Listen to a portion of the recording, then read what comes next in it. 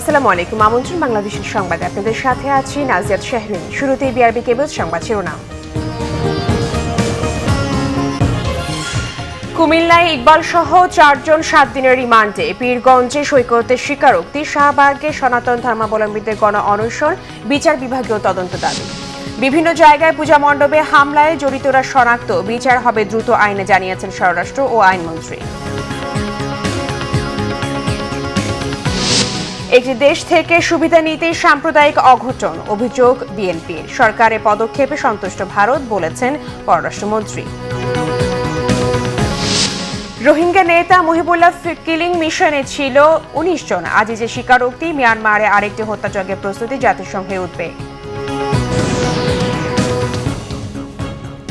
দেখছিলেন বিআরবি কেবল সংবাদ শিরোনাম, এবারে বিস্তারিত।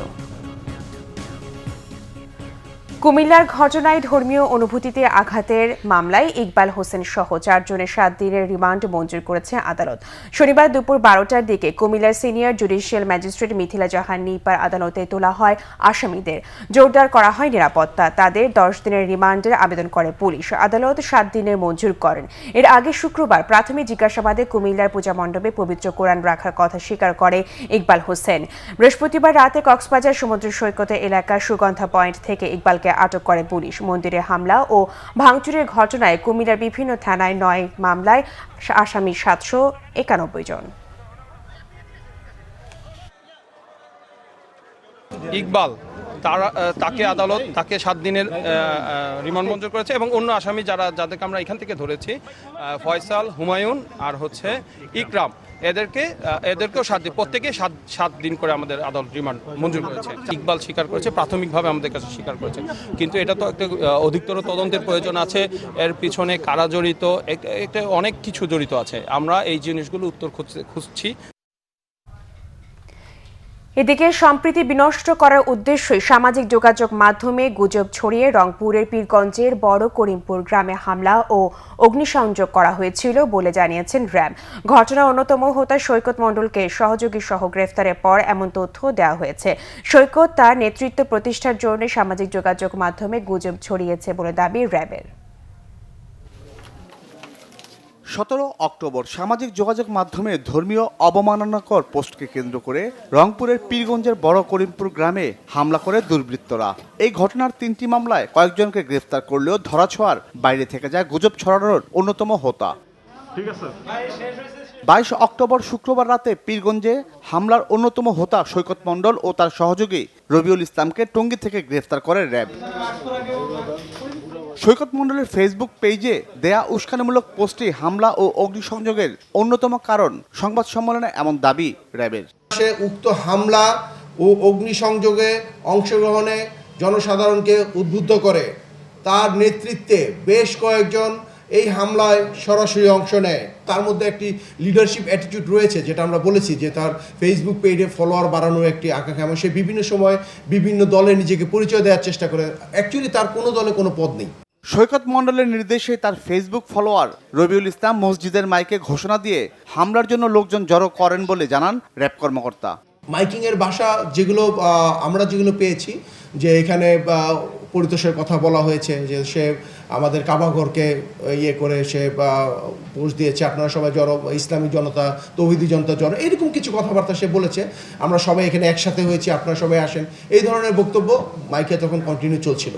সৈকত মণ্ডল আগেও সামাজিক যোগাযোগ মাধ্যমে বিভিন্ন উস্কানিমূলক বক্তব্য পোস্ট করত বলে জানায় র্যাব। জিয়া খান, বাংলা ভিশন, ঢাকা। স্বাভাবিক জীবনে ফিরছেন রংপুরের পীরগঞ্জে সহিংসতায় ক্ষতিগ্রস্তরা। সরকারি বেসরকারি সাহায্যে আবারও ঘুরে দাঁড়ানোর চেষ্টা তাদের। ঘটনাস্থল ঘুরে দেখেছেন ত্রাণ প্রতিমন্ত্রী। দুর্বৃত্তদের আগুনে পুড়ে যাওয়া গ্রামগুলো অনেকটাই বদলে গেছে। ধ্বংসস্তূপ সরিয়ে গড়ে তোলা নয়া বসত বাড়িতে ফিরেছে প্রাণ। দলে দলে বড় করিমপুরে সহিংসতায় ক্ষতিগ্রস্তদের পাশে দাঁড়িয়েছে স্বজনসহ পাশের গ্রামের মানুষও। সহযোগিতার জন্য সরকারের প্রতি কৃতজ্ঞতা জানিয়েছেন অসহায়রা। এখন মনে করি এনজিও থেকে, সরকার থেকে আমার যেটাই অনুদান দিচ্ছে, আমি তাতে খুব অনেক এখন বর্তমানে ভালো চলতেছি। সরকার আমাদের পাশে দাঁড়াইছে, এখন আমাদের ঘুরে দাঁড়ান সময় উন্নতিমান হতেছে, ভালোই হতেছে, সাহায্য অনুদান ভালো মতন পাওয়া যাইতেছে, বাড়িঘরও ভালো হতেছে, সাথে সাথে সখী হইতেছে। আমি খুব অশান্তিতে ছিলাম। এখন আমি যে পরিস্থিতি দেখতেছি, যে সহযোগিতা করতেছে সরকার মহোদয়, আমি খুব শান্তি। আমি তাকে ধন্যবাদ করি। শনিবার ঘটনাস্থল ঘুরে দেখেন ত্রাণ প্রতিমন্ত্রী ডাক্তার এনামুর রহমান। এ সময় তিনি বলেন, আর কোনো শঙ্কা নেই। সবাই হাসি খুশি রান্না করছে এবং সবাই সকালবেলা রান্না করে খাওয়া দাওয়া করেছে। ছেলে মেয়ে নিয়ে তাদের কোনো সমস্যা নাই। আমি তো মনে করি যে আজকেই তারা স্বাভাবিক জীবনে ফিরে গেছে। এদিকে ঘটনার কারণ খতিয়ে দেখছে জেলা প্রশাসনের তদন্ত কমিটি। আর সংখ্যালঘুদের নিরাপত্তা নিশ্চিত সহ অপরাধীদের আইনের আওতায় আনতে শক্ত অবস্থানে পুলিশ। জিজ্ঞাসাবাদ চলছে। 3-4জন ইতিমধ্যে স্বীকারোক্তিমূলক জবানবন্দি দিয়েছে। তো আমাদের কাজ চলমান রয়েছে। আমরা চেষ্টা করছি যত দ্রুত সম্ভব প্রকৃত অপরাধীদের আইনের আওতায় এনে বিচারের কাঠগড়ায় দাঁড় করানোর জন্য। 5 কার্য দিবসের কথা তদন্ত কমিটিকে বলা হয়েছে, তারা রিপোর্ট দিতে। তারা এই ঘটনার কারণ এবং কিভাবে হলো, কোন কোন ক্ষেত্রে এই ঘটনাটা কিভাবে ঘটলো, এই সকল বিষয়গুলো তারা এই কমিটিতে আনবে। রবিবার ঘটে যাওয়া সহিংসতার পর থেকে এ পর্যন্ত গ্রেপ্তার হয়েছে 58 জন, রিমান্ডে নেওয়া হয়েছে 37 জনকে। সহিংসতার আগুনে পুড়ে যাওয়া ঘরগুলো নতুন করে তৈরি হচ্ছে ঠিকই, কিন্তু ক্ষতিগ্রস্তদের মনের ক্ষত থেকে যাচ্ছে। আর কোনো ঘটনায় যাতে করে সম্প্রীতির বন্ধন ভেঙে না যায়, এমন প্রত্যাশা সবার। জুয়েল আহমেদ, বাংলাভিশন, পীরগঞ্জ, রংপুর। সংখ্যালঘু নির্যাতনের ঘটনার সাবেক বিচারপতির নেতৃত্বে কমিশন গঠনের দাবি জানিয়েছে বাংলাদেশ হিন্দু বৌদ্ধ খ্রিস্টান ঐক্য পরিষদ। শাহবাগে গণ অনশন থেকে 11 দফা দাবি জানানো হয়। ধর্মীয় সম্প্রীতি পুনরুদ্ধারের জন্য রাজনৈতিক নেতাদের গুরুত্বপূর্ণ ভূমিকা রাখার আহ্বান জানানো হয় সমাবেশ থেকে। দেশের বিভিন্ন স্থানে পূজা মণ্ডপে হামলা, ভাঙচুর ও অগ্নিসংযোগের প্রতিবাদে রাজধানীর শাহবাগে গণ অনশন এবং বিক্ষোভ কর্মসূচি পালন করেছে বাংলাদেশ হিন্দু বৌদ্ধ খ্রিস্টান ঐক্য পরিষদ। সমাবেশে যোগ দিতে রাজধানীর বিভিন্ন এলাকা থেকে মিছিল নিয়ে জড়ো হন ঐক্য পরিষদের নেতাকর্মীরা। কর্মসূচির সাথে একাত্মতা প্রকাশ করেন রাজনীতিবিদ, শিক্ষক, বুদ্ধিজীবী সহ বিশিষ্টজনরা। বিচার হচ্ছে এটার জন্য একটা ধাপ্পাবাজি যে পরিণত না হয়। যারা আক্রমণে এসেছিল, আমি ইস্কনের নিচে বিভিন্ন একই প্রশ্ন করেছি, এদেরকে আপনারা চিন্তা করেছেন? এরা কি বোরকা পরে এসেছিল? এরা কি হিজাব দিয়ে এসেছিল যে চিনতে পারেন নাই? কুমিল্লার যিনি ভারপ্রাপ্ত কর্মকর্তা ছিলেন থানার, তার বিরুদ্ধে কি পদক্ষেপ নেওয়া হয়েছে?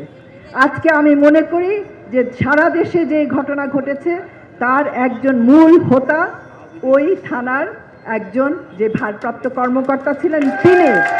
করজোড়ে আপনাদের কাছে ক্ষমা চাই, আপনাদের জীবন রক্ষা করতে পারিনি, আপনাদের মন্দির রক্ষা করতে পারিনি, আপনাদের সম্পদ রক্ষা করতে পারিনি, আর তার মানে হচ্ছে আমরা বাংলাদেশের অস্তিত্বই রক্ষা করতে পারছি না। গণ অনশন কর্মসূচিতে সাম্প্রদায়িক হামলার প্রতিবাদ জানানোর পাশাপাশি জড়িতদের শাস্তি নিশ্চিতে 11 দফা দাবি জানানো হয়।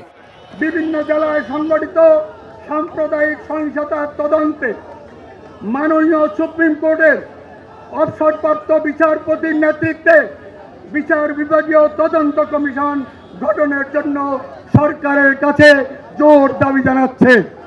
প্রশাসনের একটি অংশের নিষ্ক্রিয়তার জন্য বারবার এমন ঘটনা ঘটছে, অভিযোগ তাদের। প্রশাসনের ভিতরে ঘাপটি মেরে থাকা কিছু সাম্প্রদায়িক কর্মচারী ইচ্ছাকৃত নিষ্ক্রিয়। শুধু বাংলাদেশ থেকে না, এই আন্দোলন কিন্তু সারা বিশ্ব থেকেই করবে, কারণ আমাদের ইসকনের সংগঠন পৃথিবীর সব দেশেই আছে। তারা কিন্তু বসে থাকবে না। কর্মসূচির সাথে সংখ্যালঘুদের নিরাপত্তা নিশ্চিতের দাবিও জানানো হয়। এসএম ফয়েজ, বাংলাভিশন, ঢাকা। এদিকে দেশের বিভিন্ন স্থানে হিন্দু সম্প্রদায়ের ওপর হামলার প্রতিবাদে রাজধানীর বাইরেও অনেক জায়গায় গণ অনশন করেছে বাংলাদেশ হিন্দু বৌদ্ধ খ্রিস্টান ঐক্য পরিষদ। দেশের বিভিন্ন জায়গায় সাম্প্রদায়িক হামলার ঘটনায় চট্টগ্রামের আন্দারকিল্লা মোড়ে সমাবেশ করে হিন্দু বৌদ্ধ খ্রিস্টান ঐক্য পরিষদ। এতে পরিষদের সাধারণ সম্পাদক অ্যাডভোকেট রানা দাস গুপ্ত বলেছেন, নিরপেক্ষ তদন্তের মাধ্যমে সাম্প্রদায়িক হামলাকারী ও তাদের পেছনে থাকা চক্রান্তকারীদের অবিলম্বে গ্রেফতার করে শাস্তি নিশ্চিত করতে হবে। বস্তুনিষ্ঠ নিরপেক্ষ তদন্তের মাধ্যমে সাম্প্রদায়িক হামলাকারী ও তাদের পেছনে থাকা চক্রান্তকারীদের অনতিবিলম্বে গ্রেফতার করে বিশেষ ক্ষমতা আইন, সন্ত্রাস দমন আইনের আওতায় এনে বিশেষ ট্রাইব্যুনাল গঠন করে দ্রুততম সময়ে তাদের শাস্তি নিশ্চিতের জন্য আমরা সরকারের কাছে জোর দাবি জানাচ্ছি। প্রতিবাদ সভা ও গণ অবস্থান পালন করেছে হিন্দু বৌদ্ধ খ্রিস্টান ঐক্য পরিষদ ময়মনসিংহ জেলা ও মহানগর শাখা। এ সময় বক্তারা সহিংসতাকারীদের বিরুদ্ধে সরকারের জিরো টলারেন্স ঘোষণার দ্রুত বাস্তবায়নের দাবি জানান। বরিশাল নগরীর অশ্বিনী কুমার টাউন হল চত্বরে কর্মসূচি পালন করে বিভিন্ন সংগঠনের নেতারা। সাতক্ষীরার শহীদ আব্দুর রাজ্জাক পার্কে গণ অনশন, অবস্থান কর্মসূচি ও বিক্ষোভ মিছিল করে হিন্দু বৌদ্ধ খ্রিস্টান ঐক্য পরিষদ। ঘটনায় জড়িতদের গ্রেফতার সহ দৃষ্টান্তমূলক শাস্তির দাবি জানান বক্তারা। এদিকে হিন্দু বৌদ্ধ খ্রিস্টান ঐক্য পরিষদ দিনাজপুর জেলা শাখার গণ অনশনে বক্তারা সকল ধর্মের নাগরিকদের নিরাপত্তা নিশ্চিতের দাবি জানান। বিক্ষোভ মিছিল হয়েছে পাবনা ও জামালপুরে। এছাড়া একই ইস্যুতে প্রতিবাদ কর্মসূচি পালন হয়েছে টাঙ্গাইল, রাঙামাটি, গোপালগঞ্জ, বগুড়া, জয়পুরহাট, খাগড়াছড়ি ও ঝালকাঠি সহ দেশের বিভিন্ন জেলায়। শর্মিলা কেয়া, Bangla vision news desk.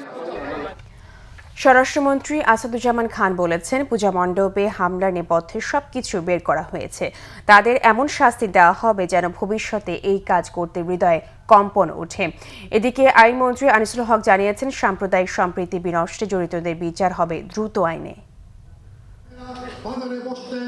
Dhaka পশ্চিম অঞ্চলের বীর মুক্তিযোদ্ধাদের সাথে মতবিনিময়ের আয়োজন করা হয় তেজগাঁও কলেজ অডিটোরিয়ামে।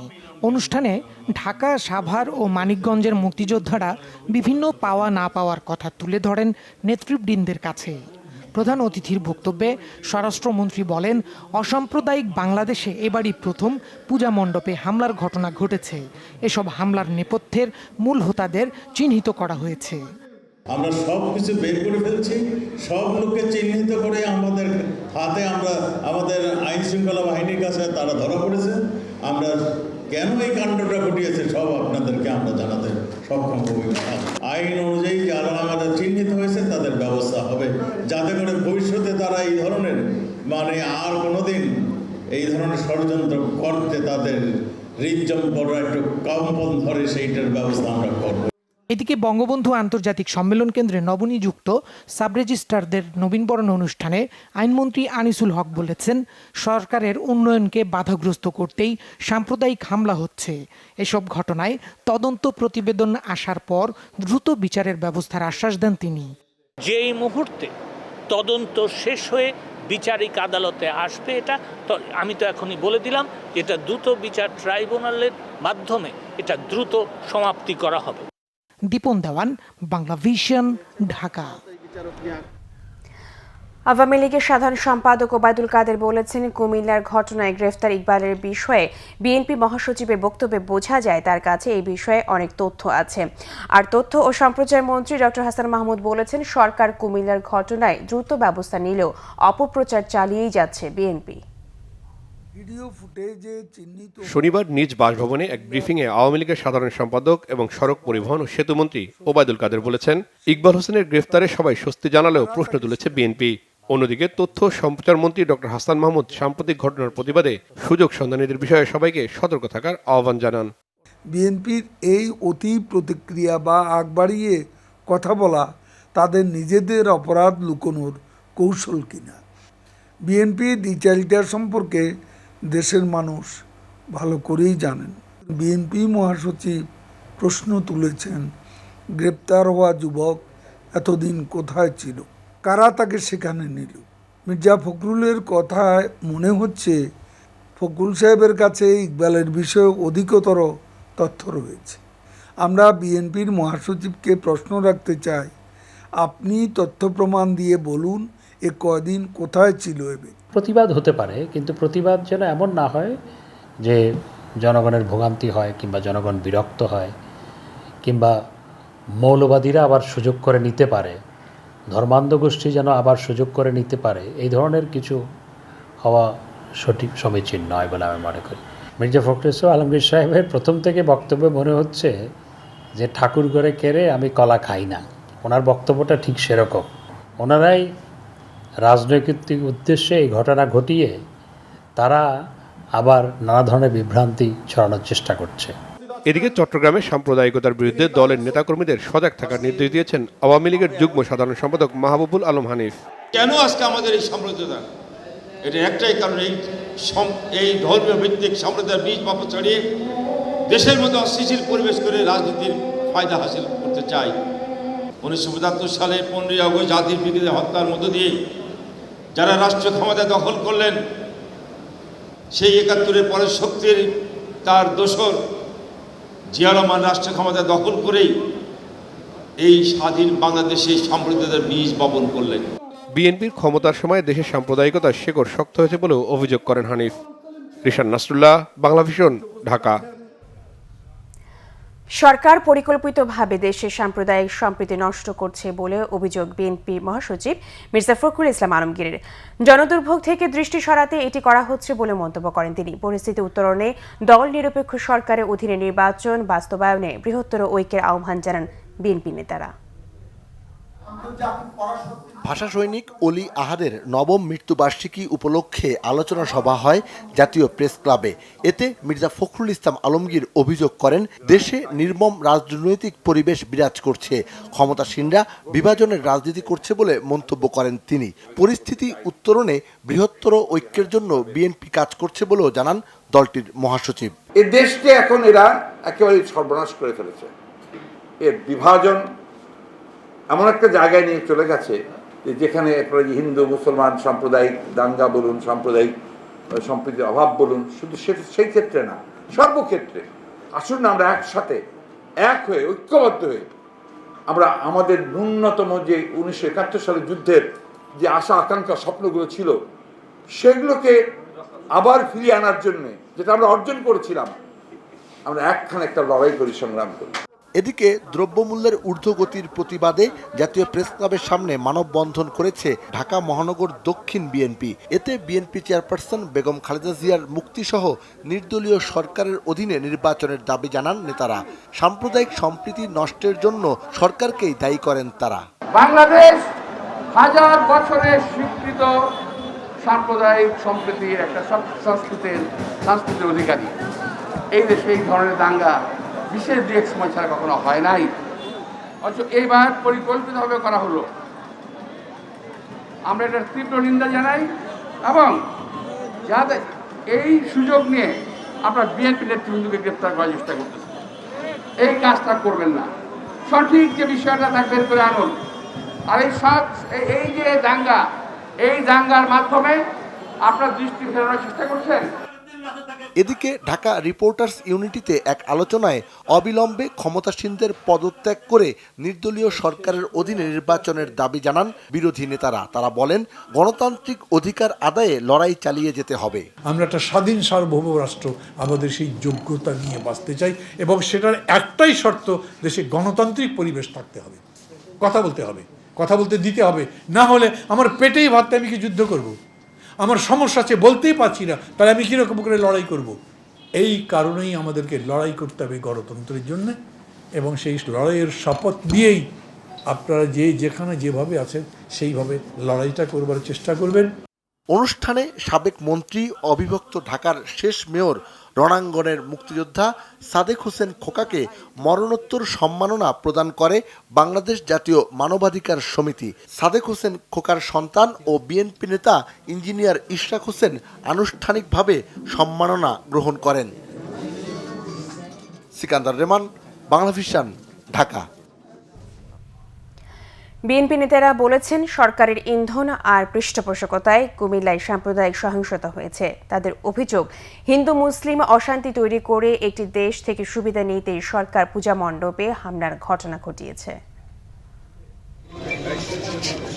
শারদীয় দুর্গাপূজার সময় হামলায় ক্ষতিগ্রস্ত কুমিল্লা সিটি কর্পোরেশন এলাকার কাপুরিয়াপট্টি চান্দময়ী রক্ষাকালী মন্দির পরিদর্শন করে বিএনপির একটি প্রতিনিধি দল।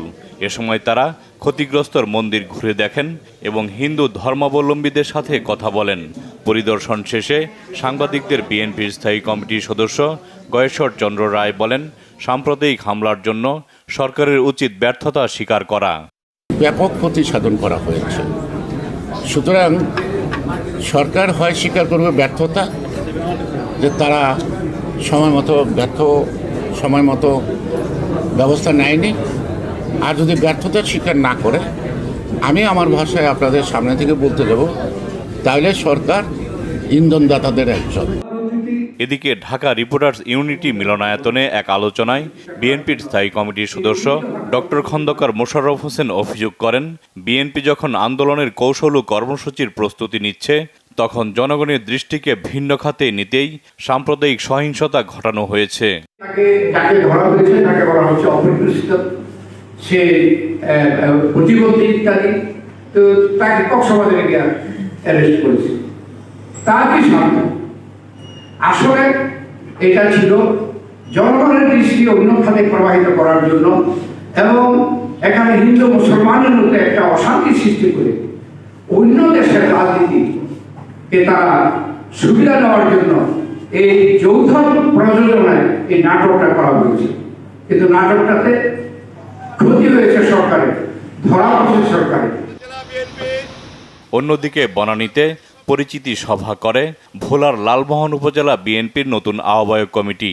এতে বিএনপির ভাইস চেয়ারম্যান অবসরপ্রাপ্ত মেজর হাফিজ উদ্দিন আহমদ বলেন, সাম্প্রদায়িক মারামারি কাটাকাটি জনগণ পছন্দ করে না, প্রত্যেকেই যেন তাদের ধর্ম পালন করতে পারে, সেজন্য সবারই সচেষ্ট থাকা উচিত। তিনি বলেন, বাংলাদেশকে অসাম্প্রদায়িক রাখতে সবাইকে কাজ করতে হবে। আবার একটা মুক্তিযুদ্ধ আমরা জাহাঙ্গীর আকন্দ, বাংলা ভিশন, ঢাকা। পররাষ্ট্রমন্ত্রী ডক্টর একে আব্দুল মোমেন বলেছেন, সাম্প্রদায়িক হামলার ঘটনায় বাংলাদেশ সরকারের পদক্ষেপে সন্তুষ্ট ভারত। সকালে সিলেটে ইলেকট্রনিক মিডিয়া জার্নালিস্ট অ্যাসোসিয়েশন কার্যালয়ে ঘুরে দেখে সাংবাদিকদের তিনি একথা জানান। আগামী জাতীয় নির্বাচন সামনে রেখে দেশকে অস্থিতিশীল করতে একটি গোষ্ঠী সাম্প্রদায়িক হামলার মতো অপতৎপরতা চালাচ্ছে বলে মন্তব্য করেন পররাষ্ট্রমন্ত্রী। ভারতে যদি পূজা করে সরকার টাকা দেয়, একমাত্র বাংলাদেশ যেখানে আমরা সাহায্য করি, হ্যাঁ, সব ক্ষেত্রে আমরা সাহায্য করি, তারপরে দুর্ঘটনা হলে পরে খুবই দুঃখ লাগে। এটা শাস্তি যাদের যাদের পাওয়া সবাইকে শাস্তি দেওয়া হবে। প্রধানমন্ত্রী যেসব অ্যাকশন নিয়েছেন এগুলো অত্যন্ত উন্নত, খুব ভালো action. What else you want? তবে হ্যাঁ, ওখানে কিছু কিছু লোক বিভিন্ন মতাবলম্বী বিভিন্ন ধরনের প্রচারণা, কিছুটা বানোয়াট প্রচারণা করছেন, সেগুলো দুঃখজনক। সরকার বলেছে যে বাংলাদেশ সরকার যে সমস্ত আপনার ব্যবস্থা নিচ্ছে এটা অত্যন্ত উত্তম। প্রত্যাবাসন ও উত্থান ঠেকাতে রোহিঙ্গাদের শীর্ষ নেতা মহিবুল্লাহকে হত্যায় অংশ নেয় 5 অস্ত্রধারী সহ 19 দুর্বৃত্ত, জানিয়েছে পিবিআই। গ্রেফতার করা হয়েছে হত্যায় সরাসরি জড়িত আজিজুল হক সহ আরও 3 জনকে। শনিবার ভোরে উখিয়ার কুতুপালং লাম্বাসিয়া পুলিশ ক্যাম্পের লোহা ব্রিজ এলাকা থেকে তাদের গ্রেফতার করা হয়। দুপুরে সংবাদ সম্মেলনে 14 নম্বর আর্মড পুলিশ ব্যাটালিয়ন APBN এর অধিনায়ক নাইমুল হক জানান, কিলিং স্কোয়াডে 5 জন অস্ত্রধারী ছিল। তারা মাত্র 2 মিনিটে মহিবুল্লাহ হত্যার মিশন শেষ করে পালিয়ে যায়। এই হত্যাকাণ্ডে বিভিন্ন পর্যায়ে মোট 19 জন রোহিঙ্গা সন্ত্রাসী অংশ নেয়। এটি একটি পূর্ব পরিকল্পিত হত্যাকাণ্ড বলেও জানিয়েছেন তিনি। এদিকে শুক্রবার রাতে উখিয়া রোহিঙ্গা ক্যাম্পের একটি মাদ্রাসায় হামলায় 7 জন নিহতের ঘটনায় এ পর্যন্ত 8 জনকে আটক করেছে আর্মড পুলিশ ব্যাটালিয়ন। তবে এই ঘটনায় এ পর্যন্ত কোনো মামলা হয়নি। অংশ নেয়া ধৃত আসামি আজিজুল হক জিজ্ঞাসাবাদে জানায়, মাস্টার মহিবুল্লাহকে হত্যার 2 দিন আগে অর্থাৎ 27 তারিখে রাত 10 ঘটিকার দিকে মরকজ পাহাড়ে একটি মিটিং হয়। উক্ত মিটিংয়ে কিলিং মিশনে অংশ নেওয়া ধৃত আসামি আজিজুল হক সহ আরও 4 জন উপস্থিত ছিল। তথাকথিত দুর্বৃত্তদের শীর্ষ পর্যায়ের নেতৃবৃন্দ মহিবুল্লাহকে হত্যার নির্দেশ দিয়েছে মর্মে উক্ত মিটিংয়ে আলোচনা করা হয়। বিশ্লেষকরা বলছেন, রোহিঙ্গা ক্যাম্পে সন্ত্রাস, সহিংসতা সহ নানা ধরনের অপরাধ বেড়ে যাওয়া শুধু দেশের নিরাপত্তা নয়, বরং বিঘ্নিত করতে পারে আঞ্চলিক নিরাপত্তাও। ক্যাম্পে নিরাপত্তা ও স্থিতিশীলতার রক্ষায় জাতিসংঘ সহ আন্তর্জাতিক সম্প্রদায়ের হস্তক্ষেপ কামনা পরামর্শ অভিবাসন বিশেষজ্ঞ আসিফ মনিরের। আর রোহিঙ্গা শিবিরকে ঘিরে আন্তর্জাতিক অপতৎপরতার শঙ্কা অপরাধ বিজ্ঞানী অধ্যাপক হাফিজুর রহমান কার্জনের। কক্সবাজারের কুতুপালং, উখিয়া ও টেকনাফের মোট 34টি শিবিরে বাস করছে মিয়ানমার থেকে জোরপূর্বক বাস্তুচ্যুত প্রায় 12 লাখ রোহিঙ্গা। অল্প জায়গায় বিপুল সংখ্যক মানুষ গাদাগাদি করে বসবাস করায় এমনিতেই ঝগড়া বিবাদ আর সহিংসতা লেগেই থাকে। দিনে সরকারি বিভিন্ন সংস্থা, উন্নয়ন কর্মী ও গণমাধ্যম প্রতিনিধিদের ক্যাম্পে অবস্থানের অনুমতি থাকলেও রাতে তা নিষিদ্ধ। কেবল আইনশৃঙ্খলা রক্ষাকারী বাহিনীর কিছু সদস্যের উপস্থিতি থাকলেও রাতে ক্যাম্প জুড়ে সাধারণ রোহিঙ্গাদের মাঝে নেমে আসে অজানা আতঙ্ক। মাদক ব্যবসা ও অপহরণ সহ নানা অপরাধে যুক্ত সশস্ত্র সন্ত্রাসীদের হাতে নিহত রোহিঙ্গা নেতা মহিবুল্লাহ হত্যাকাণ্ড ও শুক্রবার সকালে দুর্বৃত্তদের গুলিতে 7 জন নিহত হওয়ার পর সাধারণ রোহিঙ্গারা আছেন আরও বড় আতঙ্কে। অপরাধ বিজ্ঞানী ও ঢাকা বিশ্ববিদ্যালয়ের অধ্যাপক হাফিজুর রহমান কার্জনের মতে রোহিঙ্গা ক্যাম্পে সন্ত্রাসী তৎপরতা বন্ধে সরকারকে এখনই কার্যকর পদক্ষেপ নিতে হবে। আর মাদক ব্যবসা সহ বিভিন্ন প্রভাব প্রতিপত্তি বিস্তারই সাম্প্রতিক সন্ত্রাস বেড়ে যাওয়ার মূল কারণ বলে মনে করেন অভিবাসন বিশেষজ্ঞ আসিফ মুনির। করোনাকালীন সময়ে যেহেতু সরকারি ত্রাণ তৎপরতা বলি, বেসরকারি ত্রাণ তৎপরতা, এমনকি আইন শৃঙ্খলা পরিস্থিতি নিয়ন্ত্রণের ক্ষেত্রেও কিছুটা শিথিলতা ছিল, এই সুযোগে তারা তাদের আধিপত্য বিস্তারের চেষ্টা করেছে। ড্রাগ পাচার থেকে শুরু করে মানব পাচার এবং অন্যান্য অপরাধ কর্মকাণ্ড, সেটার একটা অংশ এবং সেটার একটা ধারাবাহিকতা। ক্যাম্পটা বসবাস করার জন্য খুব বেশি সুস্থ পরিবেশ বলে আমার কাছে মনে হয় না, এবং আমরা প্রতিনিয়তই জানি যে সেখানে নারীরা এক ধরনের অপরাধ করছে, ছেলেরা এক ধরনের অপরাধ করছে, তারপরে যারা প্রাপ্তবয়স্ক তারাও, যাদের কর্মসংস্থান নেই তারাও নানা অপরাধে জড়িয়ে পড়ছে। রোহিঙ্গা ক্যাম্পে সাম্প্রতিক সহিংসতায় সন্ত্রাসীদের কাছ থেকে উদ্ধার করা হয় অস্ত্র। বিশেষজ্ঞদের মতে ক্যাম্পে অস্ত্র সরবরাহ বেড়ে যাওয়ায় সম্পৃক্ত বড় ধরনের চক্র। রোহিঙ্গাদের মানবিক সহায়তা দেওয়ার ক্ষেত্রে দেশি বিদেশি বিভিন্ন প্রতিষ্ঠান এবং বিভিন্ন রাষ্ট্র সহায়তা করছে। রোহিঙ্গা ক্যাম্পে নিরাপত্তা বিধানের জন্য এখানে জাতিসংঘ সহ অন্যদের সাথেও এই ব্যাপারটি আলাপ করা যেতে পারে। রোহিঙ্গাকে কেন্দ্র করে একটা জটিল পরিস্থিতি হয়েছে, এবং সেটা শুধুমাত্র আমাদের দেশের জন্য না, এটা আঞ্চলিক, আমাদের যে দক্ষিণ পূর্ব এশিয়া পুরো আঞ্চলিক স্থিতিশীলতাকে সেটা নষ্ট করতে পারে। রোহিঙ্গাদের প্রত্যাবাসন প্রক্রিয়ায় গতি বাড়ানোর পাশাপাশি সেখানকার নিরাপত্তা নিশ্চিতে ভারত ও চীনকে জোরালো কূটনৈতিক চাপ প্রয়োগের পরামর্শ বিশ্লেষকদের। মাইনুল শোভন, বাংলা ভিশন, ঢাকা। দেশে করোনায় আরও 9 জন মারা গেছেন। গত 24 ঘন্টায় এই 9 মৃত্যুতে দেশে মোট মৃত্যুর সংখ্যা দাঁড়িয়েছে 27,814 জন। মৃত্যুর হার 1.77%। শনিবার স্বাস্থ্য অধিদপ্তরের সংবাদ বিজ্ঞপ্তিতে জানানো হয় 15,002টি নমুনা পরীক্ষায় নতুন করে শনাক্ত হয়েছেন 278 জন। শনাক্তের হার 2%-এর নিচে 1.85%। সুস্থ হয়েছেন 294 জন। সুস্থতার হার 97.67%। মৃতদের মধ্যে 6 জন পুরুষ, 3 জন নারী। ঢাকা, রাজশাহী ও খুলনা বিভাগে 2 জন এবং সিলেট, রংপুর ও ময়মনসিংহ বিভাগে 1 জন করে গত 24 ঘন্টায় করোনায় মারা গেছেন। তবে বরিশাল ও চট্টগ্রাম বিভাগে করোনায় কেউ মারা যাননি। করোনা পরিস্থিতি স্বাভাবিক থাকলে জানুয়ারি থেকে ক্লাসের সংখ্যা বাড়ানো হবে জানিয়েছেন শিক্ষামন্ত্রী ডাক্তার দীপু মনি। চাঁদপুরের বাবুরহাটে পল্লী বিদ্যুৎ সমিতির নবনির্মিত কার্যালয়ের উদ্বোধন শেষে সাংবাদিকদের তিনি এই তথ্য জানান। আমরা ক্লাসের সংখ্যা বাড়াতে যাই তাহলে এত শিক্ষকও নাই এবং এত শিক্ষার্থীকে দেওয়ার, আর তারপরে শ্রেণীকক্ষে জায়গারও ব্যাপার আছে, স্বাস্থ্যবিধিও মানতে হবে, দূরত্ব বজায় রাখতে হবে। সেই কারণে আমরা এই মুহূর্তে পারছি না, কিন্তু এসএসসি এইচএসসি পরীক্ষা হয়ে যাবার পরে ইনশাল্লাহ যখন জানুয়ারি থেকে নতুন ক্লাস শুরু হবে, আমরা চিন্তা করছি এখন যে তখন থেকে, এবং যদি এই ভালো অবস্থাটাই চলতে থাকে তখন থেকে আমরা চেষ্টা করব ক্লাসের সংখ্যা আরও বেশি বৃদ্ধি করতে। যথাযথ স্বাস্থ্য সুরক্ষা না থাকায় কর্মক্ষেত্র থেকে অকালে ছিটকে পড়েছেন অসংখ্য নারী পোশাক কর্মী। বিশেষজ্ঞরা জানিয়েছেন দীর্ঘদিন রোগ শোকে ভোগা স্বল্প আয়ের পোশাক কর্মীদের জন্য স্বাস্থ্য বীমা চালু হলে সুচিকিৎসা যেমন নিশ্চিত হবে তেমনই বাড়বে উৎপাদনশীলতা। রিপোর্ট জিয়াউল হক সবুজের। সাফিয়া বেগম দীর্ঘ 2.5 দশক পোশাক কারখানায় কাজ করলেও এখন তিনি বেকার। অল্প বয়স থেকে জীবনের বড় সময় কারখানায় কাটালেও শরীরে নানা অসুখ দানা বাঁধায় অকালে পড়েছে বার্ধক্যের ছাপ। বহুকালের থেকে কাজ করতে করতে করতে করতে এই পর্যন্ত আইছি। এখনও বর্তমানে ঘরে বসেই আছি। বর্তমানে এখন ঘরে বসা, এখন অসুস্থ, এখন ঘরে বসা।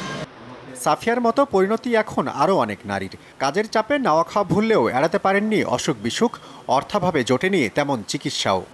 মেশিন অপারেটর, মেশিনে কাজ করার মতো আমার আর কি ক্ষমতা একটু কমে গেছে। প্রোডাকশন আগে যা দিতাম তার চেয়ে কমে গেছে। শরীর অসুস্থ, কাজ কাম করতে পারি না, এর কারণে চাকরি চলে গেছে। একটু শরীর সুস্থ হতো, কাজ করতাম। তারপর যখন দেখলাম টাকা নেই, ওষুধও খাইতে পারি না, কাজও করতে পারি না। সুচিকিৎসার অভাবে আরও অনেক নারী কর্মীকে ছেড়ে আসতে হচ্ছে কর্মস্থল। ৪২ লাখ শ্রমিকের পোশাক শিল্পে একসময় প্রায় ৯০% নারী কর্মী থাকলেও সেই অনুপাত এখন নেমেছে ৬০%। বিশ্লেষকরা বলছেন, পোশাক কর্মীদের জন্য স্বাস্থ্য বীমা চালু হলে অসুস্থতাজনিত অনুপস্থিতি কমবে, বাড়বে উৎপাদন দক্ষতাও।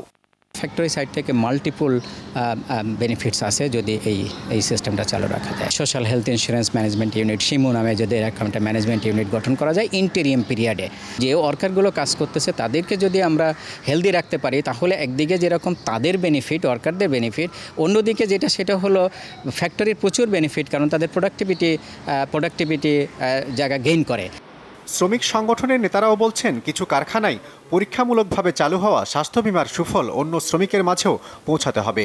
এজন্য বীমার প্রিমিয়াম দিতেও রাজি তারা।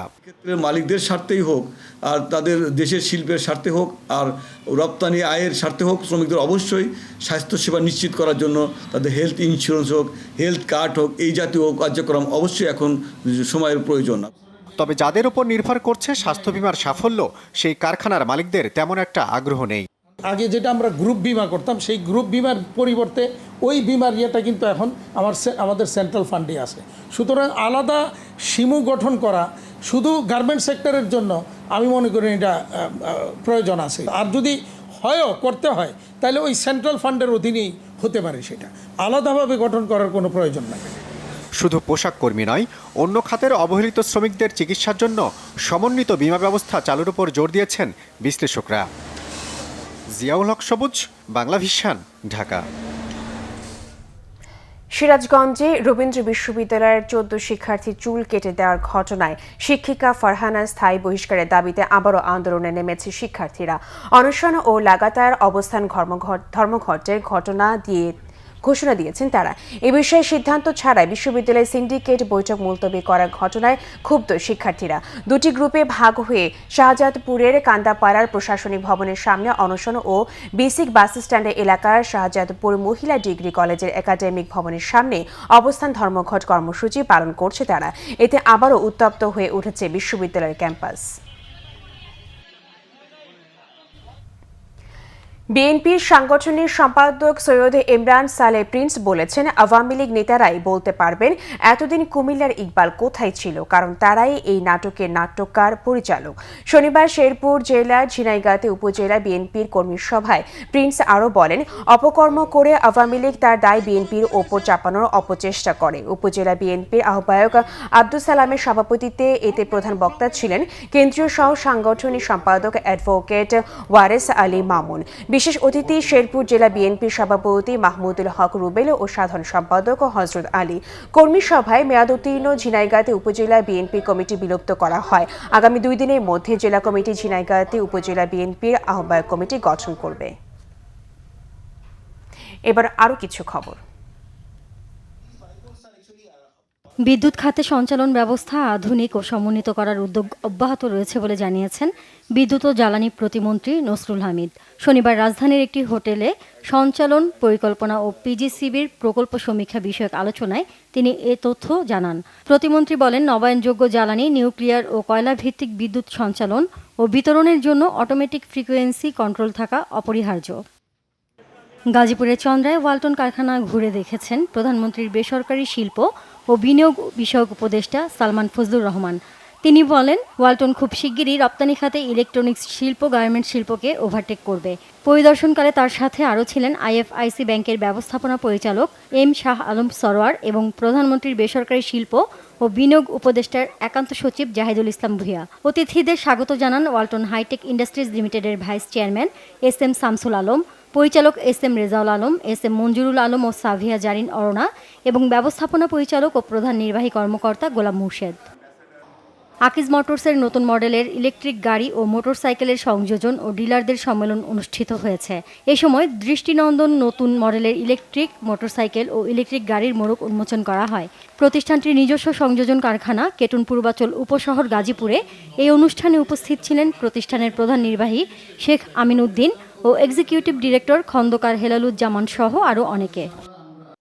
Akij food and beverage limited ও আগরার মধ্যে আইসিসি টি20 ওয়ার্ল্ড কাপের সেলিব্রেশন উপলক্ষে ফ্রেন্ডশিপ প্রোগ্রামের উদ্বোধন হলো আজ। এই অনুষ্ঠান উপলক্ষে সকল পণ্যের উপর 20% ছাড় দিয়েছে প্রতিষ্ঠানটি, যা আগরার সব আউটলেটে চালু থাকবে 4 নভেম্বর পর্যন্ত। অনুষ্ঠানে উপস্থিত ছিলেন আকিজ ভেঞ্চার গ্রুপের এমডি ও CEO Syed Alamgir, head of marketing Mohammad Maidul Islam, আগরার board of director Moallem Chowdhury ও head of commercial and marketing Khandakar Noore Borhan সহ ঊর্ধ্বতন কর্মকর্তারা। জাতীয় নিরাপদ সড়ক দিবস উদযাপন উপলক্ষে ও সচেতনতা বাড়াতে মানববন্ধন ও রোলার স্কেটিং শো অনুষ্ঠিত হয়েছে আজ। রাজধানীর মানিক মিয়া এভিনিউ এলাকায় ঢাকা আহসানিয়া মিশন স্বাস্থ্য সেক্টরের উদ্যোগে এই অনুষ্ঠান হয়। এ সময় অংশগ্রহণকারীরা স্কেটিং করে নিরাপদ সড়ক ব্যবহার বিষয়ে জনসচেতনতামূলক তথ্য প্রচার করেন। রাজধানীর স্টার সিনেপ্লেক্সে আগামী 26 নভেম্বর মুক্তি পাচ্ছে আন্তর্জাতিক চলচ্চিত্র উৎসবগুলোতে সারা জাগানো ছবি নোনা জলের কাব্য। এই চলচ্চিত্রের মূল বিষয় হলো দেশের সমুদ্র উপকূলবর্তী প্রান্তিক জেলেদের দৈনন্দিন জীবনযাপন, আবহাওয়ার প্রতিকূলতার মুখে টিকে থাকার লড়াই এবং তাদের সামাজিক রীতিনীতি ও সংস্কার। চলচ্চিত্র উৎসবের গণ্ডি পেরিয়ে নোনা জলের কাব্য এবার যাচ্ছে জাতিসংঘের জলবায়ু সম্মেলন COP 26-এ। স্কটল্যান্ডের গ্লাসগো শহরের আইম্যাক্স থিয়েটারে 8 নভেম্বর দেখানো হবে সারা জাগানো এই ছবি। এর আগে একই শহরে জাতিসংঘের COY16 সম্মেলনে 29 অক্টোবর দেখানো হবে নোনা জলের কাব্য। ছবিটির মূল ভূমিকায় অভিনয় করেছেন ফজলুর রহমান বাবু, শতাব্দী ওয়াদুদ, তিতাস জিয়া ও তাসনোভা তামান্না। শীর্ষস্থানীয় স্মার্ট ডিভাইস ব্র্যান্ড অপর আয়োজনে মোবাইল সাংবাদিকতার উপর কর্মশালা হয়েছে রাজধানীর গুলশানের একটি হোটেলে। তরুণদের উদ্বুদ্ধ করতে আগামী সাংবাদিকতার ভবিষ্যৎ মোবাইল জার্নালিজম নিয়ে অনেক গুরুত্বপূর্ণ তথ্য জানানো হয় এই কর্মশালায়। পরিচালনা করেন ইউনিভার্সিটি অব লিবারেল আর্টসের সহকারী অধ্যাপক ডক্টর আব্দুল কাবিল খান। এতে অপর ঊর্ধ্বতন কর্মকর্তারাও উপস্থিত ছিলেন। ঢাকা ব্যাংক লিমিটেডের সিলেট অঞ্চলের ব্রাঞ্চগুলোর চলতি বছরের বিজনেস রিভিউ মিটিং অনুষ্ঠিত হয়েছে স্থানীয় একটি রিসোর্টে। এতে প্রধান অতিথি ছিলেন ব্যাংকের পরিচালনা পর্ষদের চেয়ারম্যান আব্দুল হাই। প্রতিষ্ঠানের ব্যবস্থাপনা পরিচালক ও সিইও ইমরানুল হকের সভাপতিত্বে এতে আরও উপস্থিত ছিলেন ব্যাংকের প্রতিষ্ঠাতা ভাইস প্রেসিডেন্ট এটিএম হায়াতুজ্জামান খান, পরিচালক আলতাফ হোসেন সরকার, অতিরিক্ত ব্যবস্থাপনা পরিচালক মোহাম্মদ আবু জাফর, উপব্যবস্থাপনা পরিচালক AKM শাহনওয়াজ, AM মঈনুদ্দিন ও chief financial officer Shahabub Alam Khan. দেশের বৃহত্তম বাইক উৎসব টিভিএস আনন্দ মেলার আয়োজন করেছে TVS auto Bangladesh limited. Motorcycle গ্রাহকদের জন্য 3 দিনের এই মেলার আয়োজন করেছে প্রতিষ্ঠানটি। রাজধানীর মোহাম্মদপুরের ঈদগাহ ময়দানে 22 অক্টোবর শুরু হয়েছে এই মেলা, চলবে 24 অক্টোবর পর্যন্ত। ব্যতিক্রমী এই মেলার উদ্বোধন করেন প্রতিষ্ঠানের ব্যবস্থাপনা পরিচালক জে একরাম হোসাইন। বুদ্ধিবৃত্তিক পরিবর্তন ও রূপান্তরের লক্ষ্য নিয়ে গ্রিন ইউনিভার্সিটি অব বাংলাদেশে innovation and transformation for development শীর্ষক আন্তর্জাতিক সম্মেলন শুরু হয়েছে। বিশ্ববিদ্যালয়ের বিজনেস ল এবং আর্টস অ্যান্ড সোশ্যাল সায়েন্সেস অনুষদের আয়োজনে শুরু হয় 2 দিনের এই সম্মেলন। এতে অংশ নিয়েছেন যুক্তরাষ্ট্র, জাপান, জার্মানি, ভারত ও বাংলাদেশ সহ বিশ্বের বিভিন্ন দেশের শিক্ষক ও গবেষকরা। সভাপতিত্ব করেন গ্রিন ইউনিভার্সিটির উপাচার্য অধ্যাপক ডক্টর মোহাম্মদ গোলাম সামদানি ফকির। বিশ্বখ্যাত ইটালিয়ান স্পোর্টিং লাইফস্টাইল ব্র্যান্ড লোটোর পণ্য দেশের সব প্রান্তে পৌঁছে দেওয়ার লক্ষ্যে 13 জন ফ্র্যাঞ্চাইজির সাথে চুক্তি সইয়ের আয়োজন করেছে express leather products limited, licensee Lotto sport Italia. অনুষ্ঠানে লোটোর আকর্ষণীয় সব পণ্য প্রদর্শনের জন্য রোড শোর আয়োজন করা হয়। রাজধানীর পাঁচতারা একটি হোটেলে অনুষ্ঠানে প্রধান অতিথি ছিলেন বাংলাদেশি ইটালির রাষ্ট্রদূত এনরিকো নানজিয়াটা। আর উপস্থিত ছিলেন সংসদ সদস্য সিমিন হোসেন রিমি ও বিভিন্ন ব্যাংকের ঊর্ধ্বতন কর্মকর্তারা সহ অনেকে। প্রতি বছরের মতো এবারও নানা আয়োজনে মানসিক স্বাস্থ্য দিবস উদযাপন করেছে দর্পণ কাউন্সেলিং ও সমাজসেবামূলক প্রতিষ্ঠান। দিনটি উপলক্ষে আলোচনা সভা হয় রাজধানীর প্রেস ক্লাবে। অনুষ্ঠানে প্রধান অতিথি ছিলেন জগন্নাথ বিশ্ববিদ্যালয়ের মনোবিজ্ঞান বিভাগের চেয়ারম্যান অধ্যাপক ডক্টর নূর মোহাম্মদ। স্বাগত বক্তব্য রাখেন প্রতিষ্ঠানটির প্রতিষ্ঠাতা chairman Zakia Anam. Bangla vision news desk. সংবাদ শেষ করব বিআরবি কেবল শিরোনামগুলো আরেকবার জানিয়ে। কুমিল্লায় ইকবাল সহ 4 জন 7 দিনের রিমান্ডে। বীরগঞ্জে সৈকতের স্বীকারোক্তি, শাহবাগে সনাতন ধর্মাবলম্বীদের গণ অনশন, বিচার বিভাগীয় তদন্ত দাবি। বিভিন্ন জায়গায় পূজা মণ্ডপে হামলায় জড়িতরা শনাক্ত, বিচার হবে দ্রুত আইনে, জানিয়েছেন স্বরাষ্ট্র ও আইনমন্ত্রী। একটি দেশ থেকে সুবিধা নিতে সাম্প্রদায়িক অঘটন, অভিযোগ বিএনপি। সরকারের পদক্ষেপে সন্তুষ্ট ভারত, বলেছেন পররাষ্ট্রমন্ত্রী। রোহিঙ্গা নেতা মহিবুল্লাহ কিলিং মিশনে ছিল 19 জন। আজিজের স্বীকারোক্তি, মিয়ানমারে আরেকটি হত্যাযজ্ঞের প্রস্তুতি, জাতিসংঘের উদ্বেগ। এই ছিল এখনকার মতো। পরের সংবাদ রাত 1টায়। এছাড়া বাংলাদেশের সংবাদ ও সংবাদ সংশ্লিষ্ট অনুষ্ঠান দেখতে ভিজিট করুন www.bvnews24.com ও facebook.com/banglavisionnews এবং সাবস্ক্রাইব করুন youtube.com/banglavisionnews। এতক্ষণ সাথে থাকার জন্য ধন্যবাদ।